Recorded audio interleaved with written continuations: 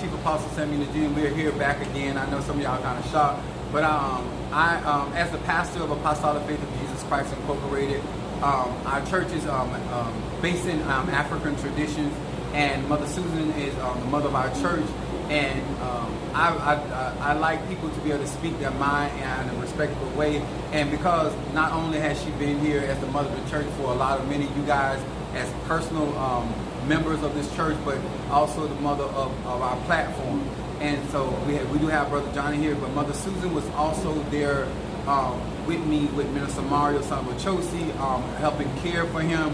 And she experienced a lot of stuff. And I think for anybody that is supporting a leader, an elder, or anybody of any kind of stature, and that a lot of times we as ministers, the people at the top, get support, or they get heard about how they feel about things and how things have responded. Just like, you know, what things that I went through this process has really changed me as well. It caused a lot of changes in her. And a lot of times when you're in positions that you have to minister to people that, in your opinion, are not worthy, or don't take the practice, or don't take the levels of sacrifices seriously. A lot of times people think people are throwing up, when we are all human and in this process of dealing with one another. And this is something that is an important position in my church about mothering people. And a lot of times you have to deal with people that may not respect who you are, or they may not even have a good relationship with their own mothers, or and so therefore a lot of times you end up getting hurt or disappointed. I don't think that spirituality changes the level of hurt. I think that when people don't understand that this particular Mother Susan is supporting Apostle Ely, and she's watching how a lot of times behind the scene all the labor and the up and down that I'm doing. And so from the time of being with me in February with Minister Mario, she has gone through a lot, and there's how people have carried themselves. And I don't think names matter. I think what matters most is how she experienced it. I think the things that she had to endure, and how it changed her, and how she's had to pray her own self through certain things. And some things she's been able to get past, and some things she has. Me personally, I haven't gotten past anything. I'm just waiting for my opportunity. So I'm not going to fake it front like I done got over certain things. I don't have to get over it because I'm going to handle it. So, but I think that it's only fair for her to be able to express. And I think that it would help a lot of you guys that see this video later on from the mother of our church. And I'm just going to let her talk and share her heart with many of you guys of her experiences, and what she feels that she can inspire you, or even open your eyes. Maybe you're not aware of what the impact you're making on the ministry or people that may be in a coven or Elay. In this particular case, it's a ministry, but it can be a business, it can be an Elay, it can be a coven.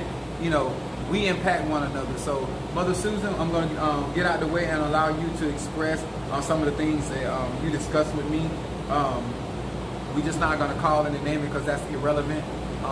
The behavior is what's relevant, and how you found yourself in positions of how to do it. So, give her an eye. Okay. Thank you. Make sure you talk up. Chief Apostle. I just want to say a few things, and a few things that I have actually experienced. First of all, coming into this ministry that I love so dearly, that I put first my spiritual journey, my spiritual life, my spiritual minister, my spiritual sister, brother, and children. When I look at how close we are, a spiritual family, I take that to heart. And I mean, I take that to heart, because I know my spiritual family comes first. Because when I'm down, when I have been down, my spiritual family is who I count on. My apostle, chief apostle, was the one that was there. When I'm filling up, my spiritual family is there.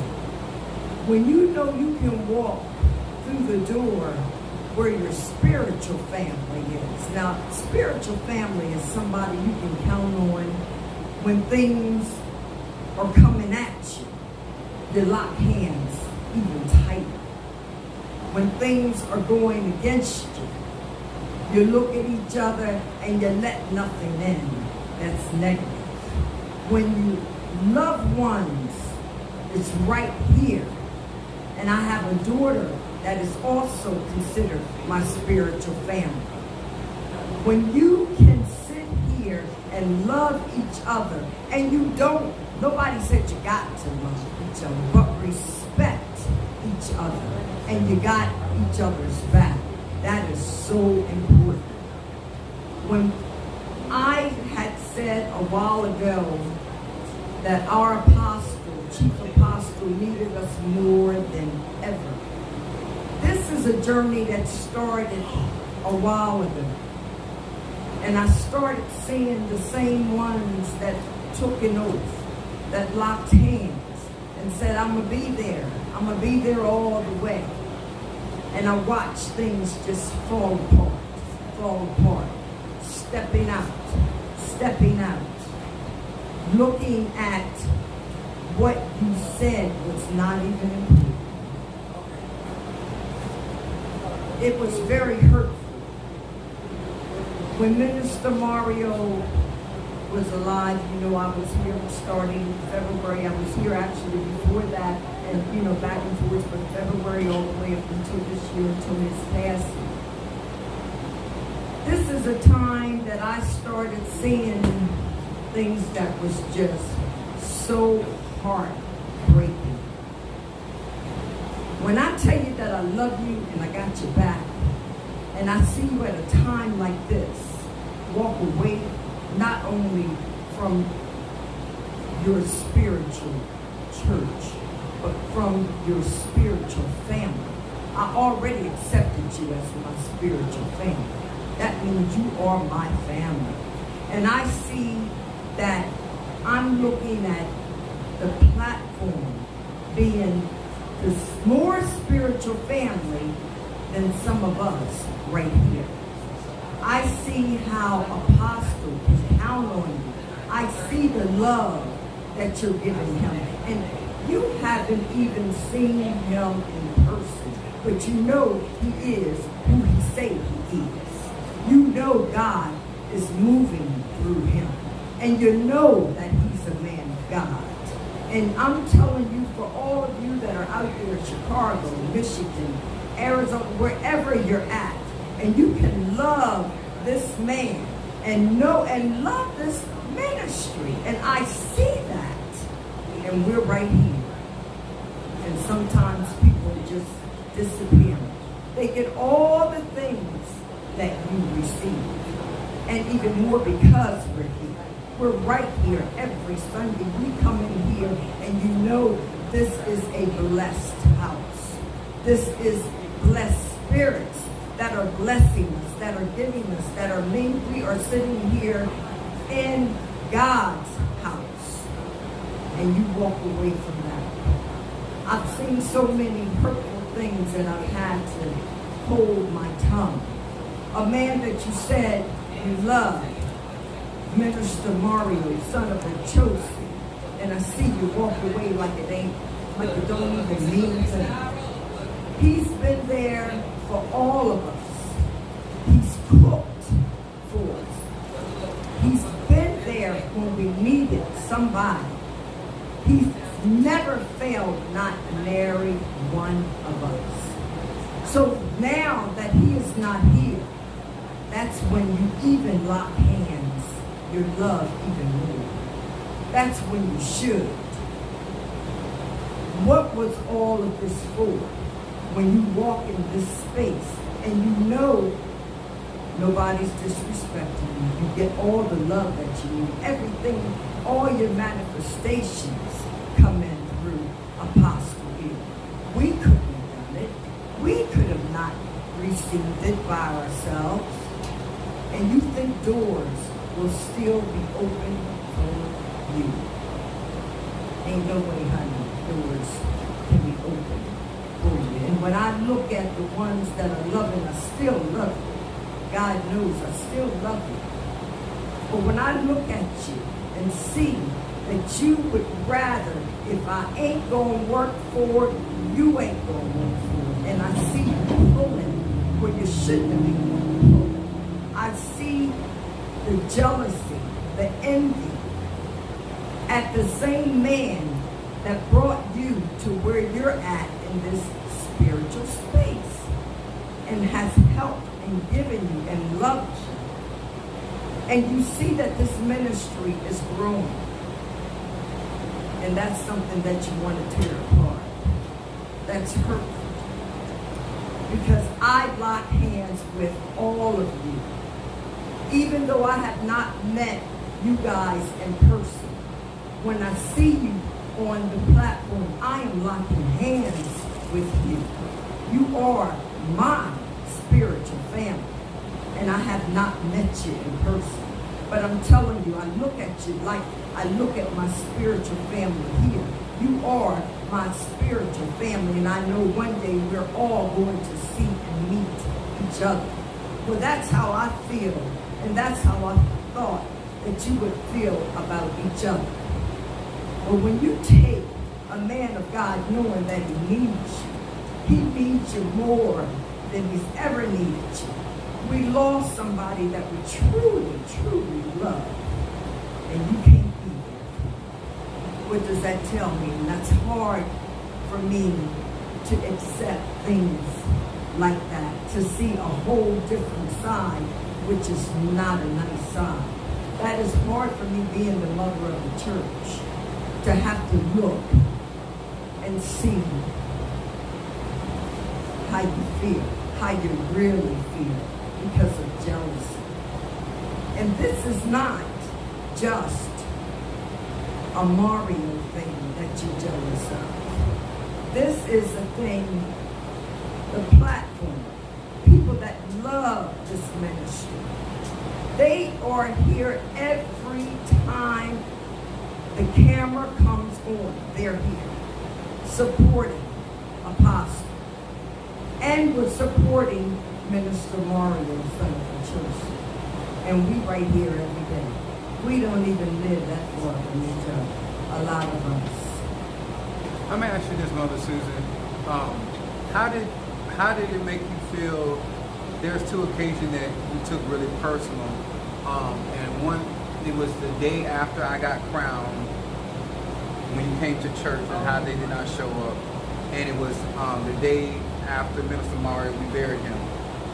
Why did those two particular days impact you? Because those are the days that things impacted you, but you really took. Those are 2 days that impacted me. It changed me, and I really had to ask God to continue to strengthen me because I am the mother of the church. When Minister Mario passed June 21st, and we had his funeral that next week, that Saturday. Oh my God. That Sunday, we came to church. First of all, some of you weren't even at his funeral. And then the rest of you didn't even show up a day after his funeral. That showed me something there. This is when we all needed each other. This is when Apostle needed the love. This is somebody that has been walking with this man for years. Years. Obedient, loyal. And he lost a greatness that walks with him. His back, his side, his everything, his rib, a part of his rib, is no longer here. And you couldn't even show up in the church. I can't explain the tear and the anger I felt. Because now I know that it was not just you had something to do. You just didn't give it Durham, excuse me. You just didn't give it Durham. Then we go on, and this is not that we did not know Apostle was being crowned, that this ministry was going to move to bigger and brighter. This was already said a year ago. We're getting ready to go. I want to take this ministry to bigger and better new heights. We knew that. So we knew that Apostle needed us more than ever. And as soon as he spoke those words, and we spoke those words, Minister Mario was alive then. That Apostle needs us all. Now we're spiritual family now. This is what you say, we're spiritual family. He needs us all now more than he will ever need us. And I started noticing the separation of people. You know, as soon as that, you knew you were growing. You already knew. Because you're here. You're experiencing it. You don't have to get on the YouTube and see it. You're here. You already know we were moving. And it just seemed like you just didn't care. That wasn't even important. Oh, well, whatever. I mean, you know, I don't really feel like he needs to be crowned. I mean, you know, he's got enough, whatever he's got. Honey, then he gets crowned, and you didn't even show up the next day. But why did that bother you so bad? Because it just shows me just where your love truly lies and how disrespectful you really, really are. And when you are that type of person and you trying to have doors in your life open, those doors, they open, but they don't open up for you. See, sometimes you've got to sacrifice certain things. You've got to sacrifice that dinner with the loved one. You've got to sacrifice going to the mall. Forget all about that, because right now your apostle has received something that is going to help everybody. And you could care less. You're talking about a form of disrespect. And now you're talking about a disgust, how I feel. That just lets me know, did you really, really love him? Now you're showing him. Now you are showing me he already lost. We already lost Minister Marvin. So you know he needs us. If it's nothing but to comfort, just to say sweet words, just to know that we're standing.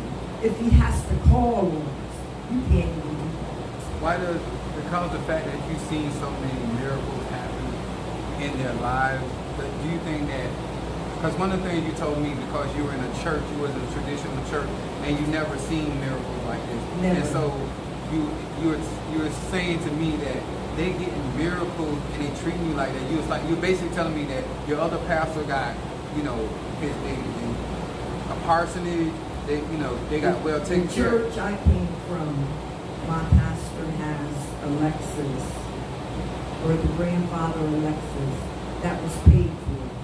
The congregation pays for that. He has a parsonage. The congregation pays for that. When he goes on, him and his wife, First Lady, go on vacation, the church pays for that. They even pay for his medical insurance. They pay for each and everything. They clean the church. They do whatever it is that ministry needs. Now, I have the utmost respect for him, but he was not a healer. He was not a healer. My body was still aching. I ain't saying I didn't love the Lord, but he was not a healer. I've come in this church and I've seen people at death's door, an apostle healed. I've seen blind women. Blind, could not see. Honest to God. could not see. She had to be helped, and he healed. I've seen people that were so low, lost jobs, and they received. I've seen the same people that lost the job, got the job back, and with a promotion. I've seen courtroom work, and I mean, I'm talking about some heavy stuff from listening to their testimony. And he is a conqueror. And you receive God's grace, his love. You can't tell me that those are not miracles. When you can get up in your family, it's going back and forth, penitentiary, whatever is going on in your life. And he is there to lift you up, not just lift you up, take it away, bring in the goodness. People that didn't have an income, coming up with more income than they've ever had. This is because chief apostle, and you turn around and I see that some of the same people that can go on vacations in the midst of knowing that we need you. The same people that are getting homes wherever because of apostle. And you tell me that's love. And you could not have received everything that I speak about had it not been for chief apostle. So you feel like, so I'm gonna ask you this. Do you feel like because I'm not being paid, I'm not being taken care of, a lot of stuff is not being done for me that I do for myself, that you feel that that's the very least they should be able to do? That's the least. I've always been saying we need to have offerings. We don't even have, this is the only church, we don't have offerings. You know, even me and Minister Mario, when he was alive, said we ought to have offerings. This man doesn't take the offering from us, period. We do not even pay for the cleaning stuff that goes in the church to clean the church. He's already got it here. I mean, things that, just little things. Dinners that we have received. Do you know who that came out of? That came out of Apostles' Pie. We didn't have to do that. We got dishes for every occasion of the year. Not only do we got Mother's Day dishes, we got 4th of July, we got Christmas dishes, we got Thanksgiving dishes, we got New Year's dishes. I mean, that is just stuff that we would be fed on those holidays. We even have dishes for your children in their birthday, Valentine's Day for your children. The gifts that we have, every woman in here has always received a dozen of roses. This is from Apostle on Mother's Day, on Easter. And some of you ain't even receiving that with your man or your husband. He ain't giving you, if he gives you one, he gonna give you one maybe. You ain't receiving blue roses. You ain't receiving the real red roses on Mother's Day and Easter. Those are things that you don't even get to look for at home because you're so used to not receiving. So when you come in here and you feel the love, you can't say you don't feel the love. Because I feel the love. I know you feel the love because I'm right here with you. And no matter what you're going through in your home life, he's been there to fix it, to sacrifice. So the hurt that you think, so the hurt is about that you feel that a lot of people do not appreciate what I give out, and a lot of times you try to encourage me not to do it because you don't like how I be treated. I have said, and I didn't feel, and I don't feel that we should have dinners here. I don't feel like we should give nothing, absolutely nothing. That's called mistreatment. I don't think nobody should get another darn rose, another plate of anything anything if it's coming out of his body. You mistreated him, and all he did was give you the best of him. When he sacrificed his own, so you can come here to church on Easter, Mother's Day, anytime, and have a dozen of roses that you can't even remember you had unless your mom or dad gave to you, and that was when you was very young. Minister Mario, son of Joseph, made sure that he cooked meals, and I mean not no 2 little course meals. We had a whole full course meals, 5-star, honey. It would have been a 5-star restaurant if you went out. And he cooked, and I've seen him get up knowing he wasn't feeling good. I was there in the house, but you know what? He wanted to make sure that all of us had a beautiful Sunday, and before we went home, there was plenty of food that he set up and slaved over and cooked, and take extras home for your family. Where do you think that money came from? Because it did not come from us. That came from the pastor. That came from him. That came from Mario, putting his love in no matter what. And I had been said, well, why don't we just stop all of this? I think that a lot of times I'm concerned about when we go through the journey, especially in the church, because a lot of times people talk about how churches hurt people, but the people don't realize people hurt people in the church. Yes. And it was really hard for you to say that you love me or Minister Mario and watch how the members in this church really behave.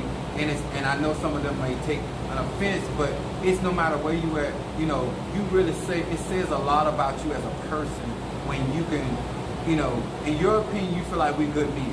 In your opinion. Or, honey, I wouldn't trade you for nothing. You're very good men, and you're loving men. See, I see and experience the giving and the loving. And I see and experience the sacrifice that you do. When somebody don't have something, you sacrifice. That means that's not just him, that's his spirits, not our spirits, because our spirits couldn't do nothing for us. If our spirits, our ancestors could do it, we would all have everything we wanted.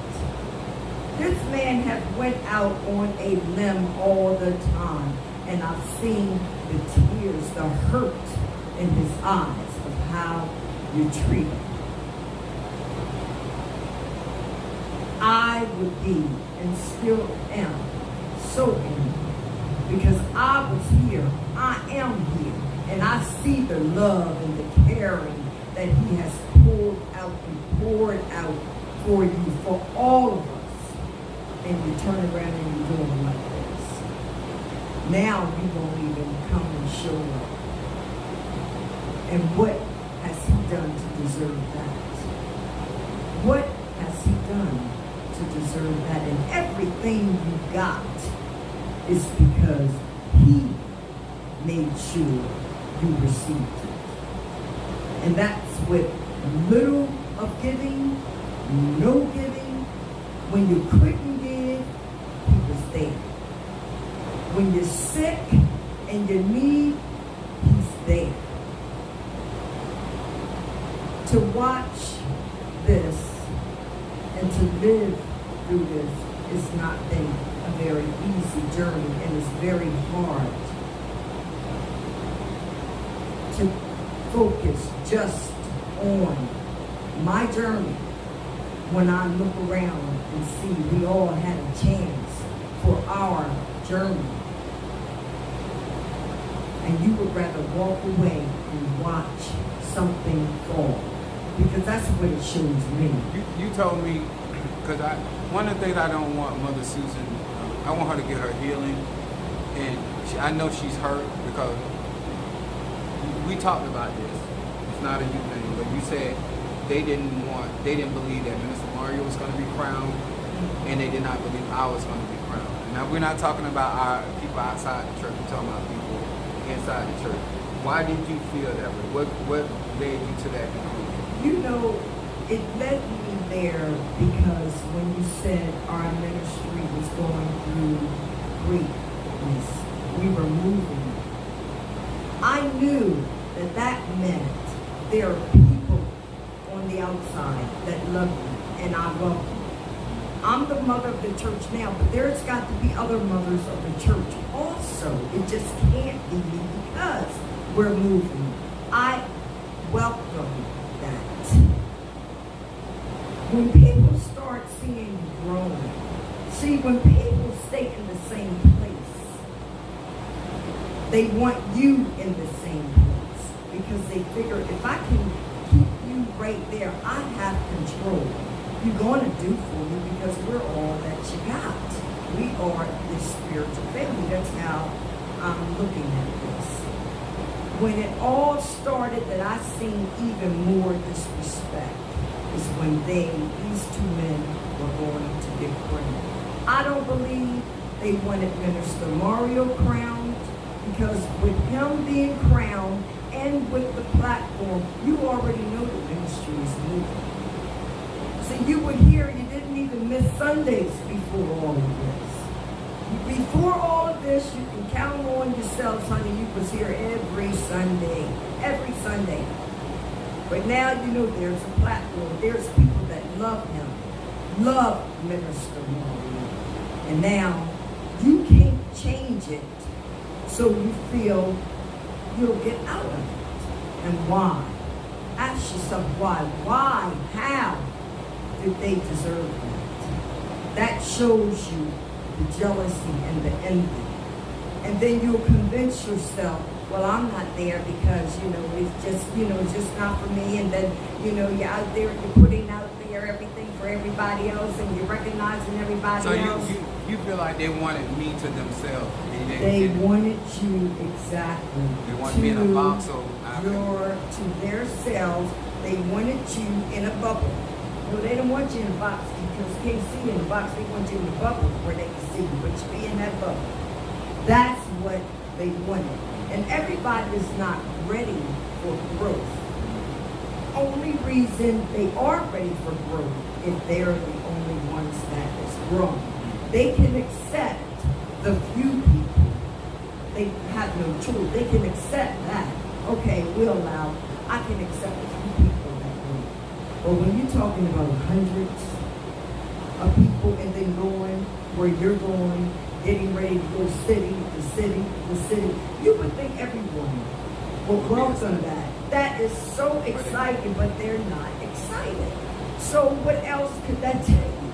If you're not excited to travel with your apostle, city to city, knowing how loved he is, knowing that he is a man of God, and that don't excite you to know that your ministry is growing and you're a part of it, what the heck does that tell you about a person? I think that this is something that people go through in their families. Anytime you're growing and developing, you have to be well aware of that. And my thing is, you had to watch it, and I do realize. I told you, I said I stopped even having certain conversations with you because it was hard. It was hurting you because you just did not understand how they could treat me because you were able to see how because I would go to work. You know what kind of work I did. You saw the type of work I did, and then come home, and then I would sometimes I would eat, and I would do get my lives, or I'd be doing work for people and stuff. And you're like, this man doing all this stuff and on his own, and then y'all call him up and just ask, Apostle, I need this. Apostle, I need you to pray for me. Apostle, I need you to do this. I need you to do that. and then when Sunday come around, you don't even show up. You don't show up, but you say you love him, and you'll call him right now. You will have the nerve to call him right now and say, I need this. My family needs this. We're in dire need of your prayer, Apostle. I need you to lay hands. Honey, let me tell you. Ne'er one of y'all laid hands on this spiritual walk in our church. None of you laid hands on Apostle and said, I want you to know I'm going to be there when you need me. All you got to do is call him. And he can't even count on you. He can't even count on you to come in on a Sunday to get a blessing from a sermon. You won't even do that. But you'll call them for some ancestors. And you'll call them for this. And you'll call them for that. And you'll call them when your family is in need or down sick. And you wonder why you're going through. So I say this to many of you guys and Mother Susan. You have to be prayed up. You have to be cleansed, because working with people, if you don't watch it, just like with Moses, that distraction will get you so far cute, and you will get angry with people, and you'll end up disobeying God. And one of the things that I try to strive as a leader is to get you to see that I know God gonna make a way for me, and I'm not losing them. And at some point in their life, they will grow up, even though a lot of times it's too late. But my thing is, when you see what all God is going to do, and then you'll be able to look back on a lot of things that I've told you before and realize that they have a right to make that choice. They don't have a right to the benefits or the rewards. But people, when this is what I mean by, when this is how you prove that it's powerful, you say I am, that I don't have spells on people. No. Because if I had spells or roots on people, they would not be behaving like that. You know what I'm saying? A lot of y'all like get with y'all family and say because you serving Apostle Ely that he got something on you. But if if you come to church, you come to church because you want to. If you don't come to church, I don't use my magic on my flock. You know, and that's something that a lot of people want to pretend that I have certain conjure on them. Then if you were a slave for me, then that means you would be here, right? But they don't even believe that. See, when you know you're not walking right, you already know your reasons why you ain't here out of jealousy and envy. It's easier to make it your fault. And the reason why I know that they know that you ain't got no conjuring on them is because they've known you for they've known you for decades, honey. They've already received, so they can't say they don't know who you are. Right. Because they have received something that their paycheck couldn't pay for. They have received the homes. They have received the cars. They have received whatever they needed. Their bank accounts. They can go and have a bank account at any given time. They receive the promotions that same man or woman looked over. And you sent them right back to where they had to go, and they received all that. So it's not that they don't even know that you do not put conjuring on them to make them do anything. They already know the blessings because they received the blessings. They've known you longer than you. They've been around you. They know you. They know what everything that they have received was due to the God in you, the goodness in you, the sacrifice in you. And then they wait till something devastating happens in our life. And when we lost Minister Marion, I see less and less and less of people. And that has changed me. I asked you this question before, and we're going to wrap it up. If I asked you this question before, I'm a black man. Is it true that I support mostly black people? Yeah, we do. And the majority of the people that I help are black women. Yes, it is. And the most of the people that have done me the dirtiest is the black women. It's black women, and I'm going to tell you why I said that they do like that. Now, not all black women, so don't get it. We ain't saying everybody, because I got a lot of support team, but it's going on. But we got an average black woman that runs her household, that has a man, that has a boyfriend, that has a husband. He becomes, now see, this ain't how you first really got him, you know, because he really thought he had something going on. That's why they say the average woman outlives her husband. Now, I'm talking about these women that the husband goes out here and he works himself to the bone. He gives her everything. She's got the house. First of all, if you divorce, the judge gonna give her the house. So he gonna work and work. She's got the kids. He's going to make sure that they have exactly what they need. She wants another car. She gets that. For her birthday, she wants another diamond ring. He works like a dog for her. And if he can cook, she stops.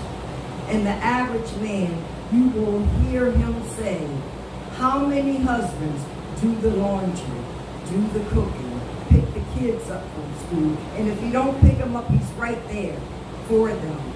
Does all the housework, everything for this woman that he has allowed to stumble over him. Now tell me, how much respect is that for the man?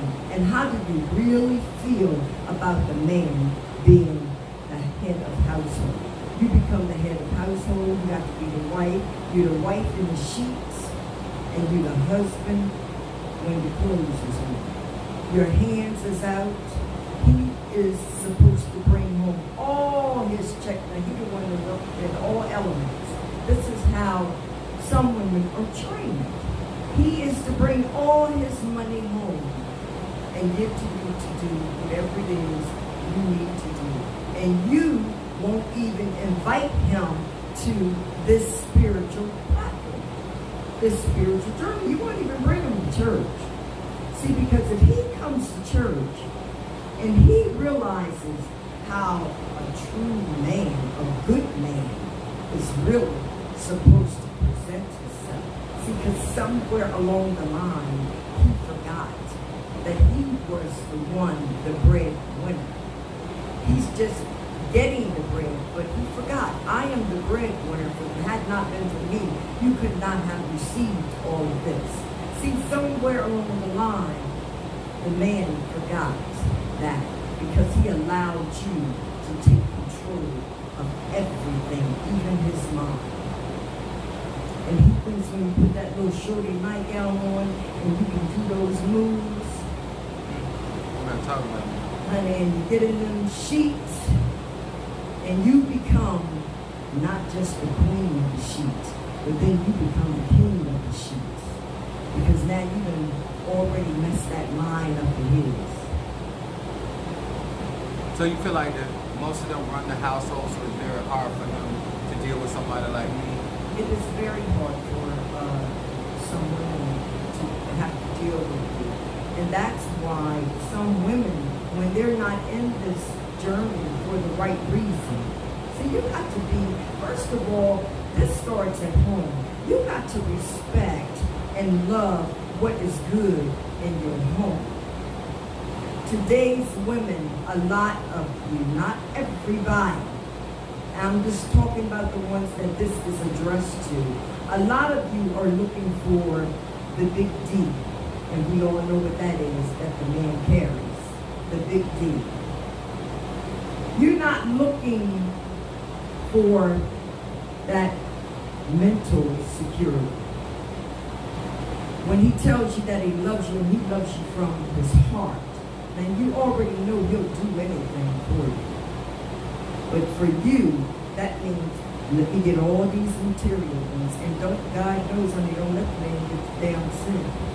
See, that's when he's out the door, or in a nursing home. Don't let him get down and out. Because if he can still pay for that house, you're going to stay in that house. And if you do, the cheaters, the women that decide, that ain't enough for me. He done gave you everything. You done wore his ass out. You done wore him out. You done wore him out. And all you had to work on was being the queen and the king in those sheets. That ain't a whole lot of work when you really look at it. So you think like this process that we've gone through in this ministry and knowing where we're headed right now is why God is sending new people with new mentality, with a love for what we do here. And I think that the more people you see that appreciate what we do here, I think that will help you a lot. It is. That is what, and I love that. She loves what y'all do for me. I'm telling you, I love you guys. I really, honest to God, do, because I am seeing how God is moving with all the negative things that I just spoke about, I can also speak about all the positive things. See, God will get rid of you. You know, you may walk out. God gonna keep you. See, he'll give you a chance to do what you're supposed to do. Because if you can't love God, if you can't love the apostle, and you know the God in him is what caused you to have the great things you received. Now, if God's looking at that, honey, if you can't love him, well, how do you feel about him? He surely ain't gonna open the door. So, one last apple to fall. And he brings in 2.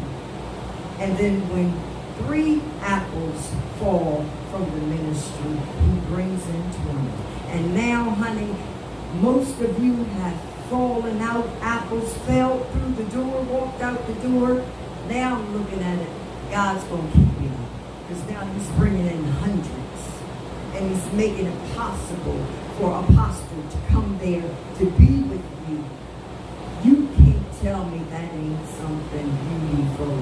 That is my hold on to. Because I also see in some of the bull crap that has been going on, I can see the light, honey. I can see the beauty. I can see the man of God moving, and he's moving so fast I can barely blink my eyes. And I see the God in him. And I see God placing all of you guys in his life, in his ministry. So when I really look at it, he ain't really lost. He lost what was needed to be lost, except for my minister Mario. He lost what needed to be lost because you didn't belong here anyway. And he has gained this love and support in this ministry. Now you can't tell me that ain't God. And when I look at you people out there and I'm reading your comments, when I'm at home and I'm looking and listening to the love that you're sending him and the love offering and helping him get through certain things, I'm telling you, honey, God bless you. I know you love him. I see the love. I can feel the love. We want to thank you guys for giving us this time, but I felt that Mother Susan needed the opportunity to express herself, and as a mother of our church, that things that she's been through, and she has to go through a healing process. But I know that a lot of your appreciation for what I do on these platforms really help her, and just knowing that there are people out there that value what we do here and what Minister Mario do, because she has a lot of respect and a high regard for us. And to see how many of you guys step up for us, it makes her feel a lot better in spite of how other people have making those other choices. So thank you for giving us that time. I hope that you guys take this to heart. I hope that many of you guys understand that when I tell you on my social media platform that I thank God for many of you guys and how it has made certain things so much possible, and how God is just adding to the church in so many different ways, that these people are so shamed because they've had the opportunity and they chose not to. And now God has put me in a better position. And once I receive on the 28th, I was telling Mother Susan, it is going to be a whole nother change. And I got some exciting stuff planned for apostolic greatness, melanated power. And I thank God for Mother Susan, because so many times she has sat on the phone with me, and as I go through my process, and I just want y'all to know she loves you. We appreciate you, and thank you so much. All right? I love you guys. All right, guys.